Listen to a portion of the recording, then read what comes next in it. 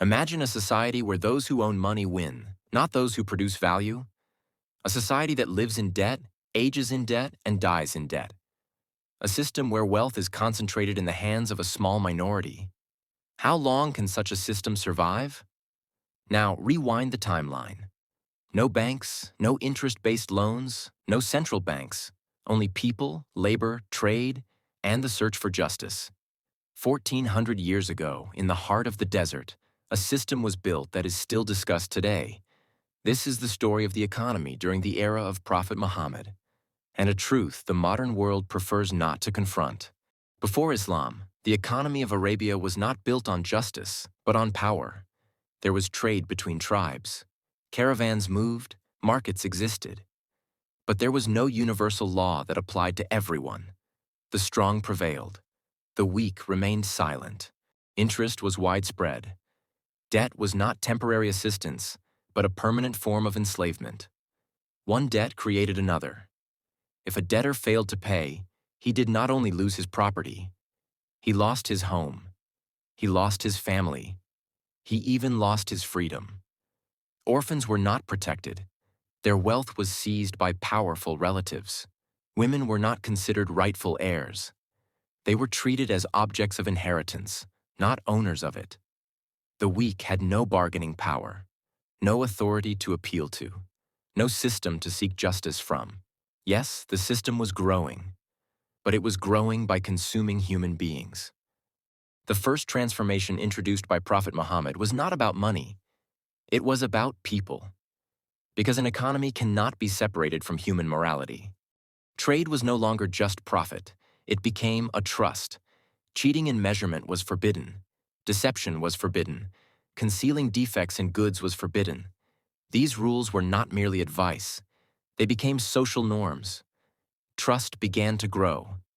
And trust is the invisible fuel of every economy. At that time, interest stood at the center of the economy. Islam abolished it entirely. Why? Because interest generates profit without production, growth without risk, and power without responsibility. The economic message was clear. Profit must come with risk. Partnerships were encouraged. Labor gained value. Speculation was excluded. Money stopped being the goal. It became a tool for human benefit. This was not only a religious decision, but an economic revolution. After the migration to Medina, a new society was established. But it was not a state that suppressed the market. With the Constitution of Medina, property rights were protected. Trade was free. Taxes were no longer arbitrary. Everyone was equal before the law. The state did not control the market. It protected justice. In modern terms, this is called a balancing state. At the heart of this system was zakat. Zakat was not charity. It was not generosity. It was a right of the poor. It prevented wealth from being locked in a few hands. Extreme wealth was softened. Extreme poverty was prevented. This system functioned centuries before modern welfare states. Prophet Muhammad was a head of state, a military leader, and a judge. Yet he had no palace, no luxury, no accumulated treasury. This created trust. And where trust exists, trade grows and markets stabilize. This economic model did not spread by the sword, but by justice. It aligned with human nature. It did not exploit. It created balance. That is why it endured. Now let's pause for a moment. Think about today. We have banks, we have credit cards, we have financial experts. So why do people still feel insecure? Why does working more often bring more anxiety instead of relief? Maybe the problem is not the complexity of the system, but what stands at its center. The most critical thing Prophet Muhammad introduced was not money. It was not an abundance of rules. It was not a promise of wealth.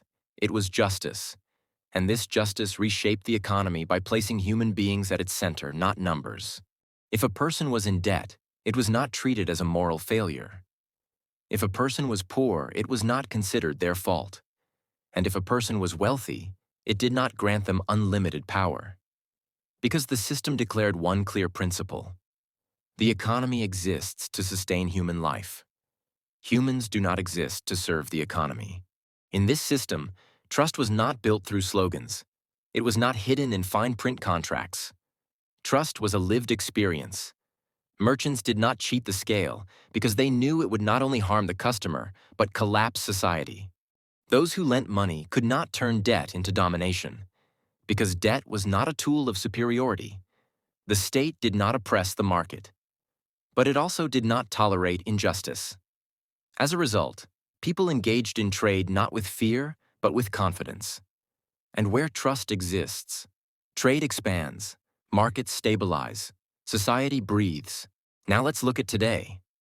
The modern system says, debt is normal. Interest is unavoidable. To gain more, you must take more risk. Yet at the same time, we experience this. People feel ashamed of debt.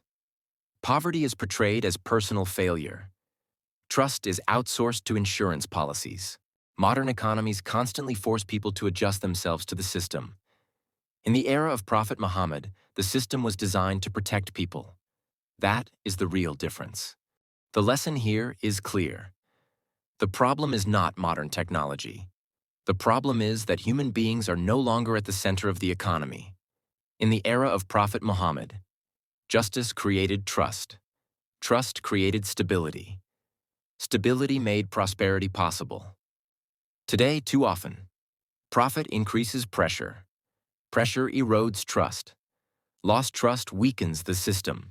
So perhaps the real question is this: do we need more advanced systems, or do we need a more just center? Because history shows us one thing clearly. When justice exists, the economy sustains human life. When trust exists, societies endure. If this video made you reflect on the present, share your thoughts in the comments. Do you think the modern world can place human dignity back at the center of the economy? Like the video and subscribe, because on this channel, history is not told. History is used to understand the present.